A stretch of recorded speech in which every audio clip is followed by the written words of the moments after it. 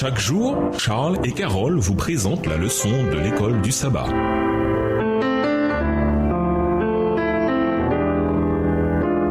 Bienvenue dans votre émission Dieu nous parle. Nous voyons la leçon de mardi. Il est le rayonnement de la gloire du Père. Lisons Hébreux 1, les versets 2 à 4, que nous apprend ce passage sur Jésus. Hébreux 1, les versets 2 à 4. Dieu, dans ces derniers temps, nous a parlé par le Fils, qu'il a établi héritier de toutes choses, par lequel il a aussi créé le monde, et qui, étant le reflet de sa gloire et l'empreinte de sa personne, et soutenant toutes choses par sa parole puissante, a fait la purification des péchés, et s'est assis à la droite de la majesté divine dans les lieux très hauts, devenu d'autant supérieur aux anges qu'il a hérité d'un nom plus excellent que le leur. Dans cette partie, nous nous concentrerons sur la section qui dit « étant resplendissant de sa gloire et l'empreinte de sa substance ». Hébreux 1, verset 3, version Darby. Lisons Exode 24, les versets 16 à 17, Psaume 4, le verset 6, Psaume 36, le verset 9 et Psaume 89, le verset 15. En quoi ces textes nous aident-ils à comprendre ce qu'est la gloire de Dieu? Exode 24, les versets 16 et 17. La gloire de l'Éternel reposa sur la montagne de Sinaï, et la nuée le couvrit pendant 6 jours. Le 7e jour, l'Éternel appela Moïse du milieu de la nuée. L'aspect de la gloire de l'Éternel était comme un feu dévorant sur le sommet de la montagne aux yeux des enfants d'Israël. Psaume 4, le verset 6. Offrez des sacrifices de justice et confiez-vous à l'Éternel. Psaume 36, verset 9. Il se rassasie de l'abondance de ta maison, et tu les abreuves au torrent de tes délices. Psaume 89, le verset 15. La justice et l'équité sont la base de ton trône. La bonté et la fidélité sont devant ta face. Dans l'Ancien Testament, la gloire de Dieu renvoie à sa présence visible parmi son peuple. Exode 16, verset 7, Exode 24, verset 16 à 17, Lévitique 9, verset 23, Nombre 14, verset 10. Cette présence est souvent associée à la lumière ou au rayonnement. Les Écritures nous informent que Jésus est la lumière qui est venue dans ce monde pour révéler la gloire de Dieu. Hébreux 1, le verset 3, Jean 1, les versets 6 à 9 et versets 14 à 18, 2 Corinthiens 4, le verset 6. Pensez par exemple à la manière dont Jésus est apparu lors de la transfiguration. Il fut transfiguré devant eux. Son visage se mit à briller comme le soleil et ses vêtements devinrent blancs comme la lumière. Matthieu 17, le verset 2. Tout comme l'on ne peut voir le soleil que grâce à ses rayons de lumière, c'est à travers Jésus que nous connaissons Dieu. De notre point de vue, les deux ne font qu'un, puisque la gloire de Dieu est la lumière elle-même. Il n'y a pas de différence en réalité entre Dieu et Jésus, tout comme il n'y a pas de différence entre la lumière et son rayonnement. Hébreux dit également que Jésus est la représentation exacte de ce que Dieu est. Hébreux 1, le verset 3 dans la version Bible français courant. L'idée de cette métaphore, c'est qu'il y a une parfaite correspondance entre le Père et le Fils sur le plan de la substance, de l'être. Notez que les humains portent l'image de Dieu, mais pas sa substance. Genèse 1, le verset 26. Le Fils, cependant, partage la même substance que le Père. Il n'est pas surprenant que Jésus dise « Celui qui m'a vu a vu le Père » Jean 14, verset 9. Pourquoi est-ce une si grande nouvelle que Jésus nous révèle le caractère et la gloire du Père? D'après ce que nous dit Jésus, à quoi ressemble le Père? Au revoir. Et à demain si Dieu veut.